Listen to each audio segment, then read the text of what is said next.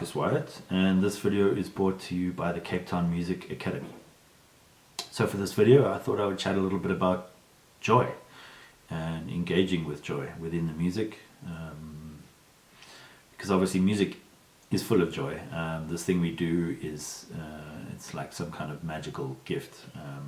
I feel super blessed to be a musician and to be able to channel something bigger than ourselves, and I guess it's important to always remember that no matter what situations we find ourselves in terms of being a working musician, a gigging musician, we don't always find ourselves in situations that we might want to be in or we might see as being ideal. Gigs where we have to pay the bills in a musical setting that we don't necessarily either feel comfortable in, or that we feel like we doesn't suit our tastes, our own personal tastes. It's important to always try and engage with that center of the music that brings you joy, and that brings others joy. If I think back to when I moved from Cape Town to Joburg, one of the first people I met was one of my favorite tenor players anywhere in the world, Sydney Mnisi.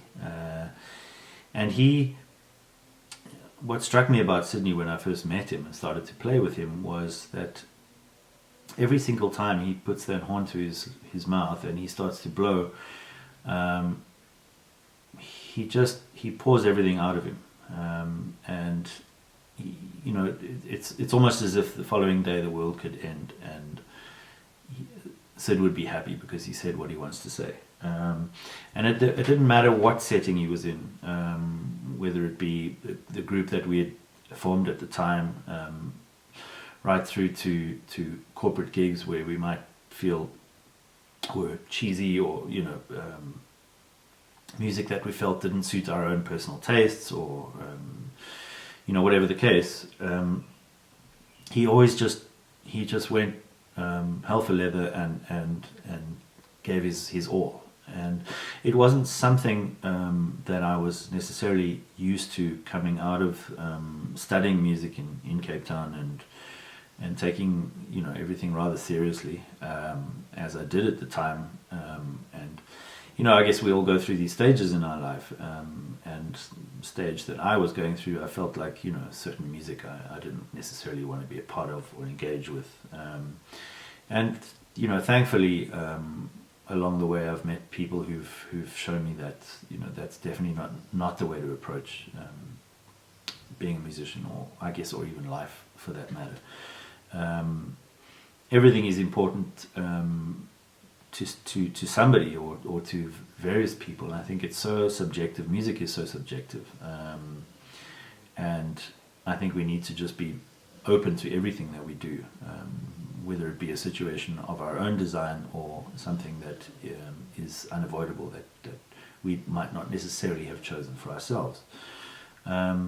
So for me it doesn't matter now, and I'm so blessed in a way to be able to have this mentality in the sense that I can say that 99.9% of the gigs that I play I really love. I get something out of it. I get such fulfillment out, whether it be playing small combo gigs or large ensembles, or playing with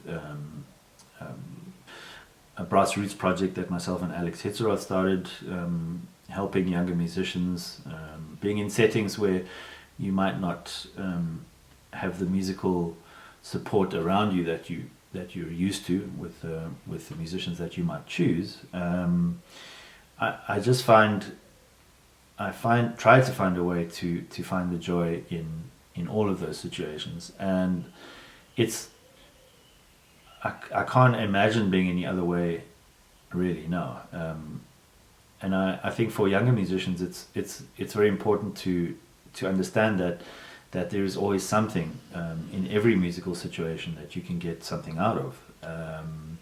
You can always challenge yourself to a different degree, no matter what it is that you're doing, and it's important to remain conscious of that. Never never let yourself play music on autopilot. I know that there are places in the world where there are a lot of gigs that are designed for that, designed for background music, people sipping on cocktails.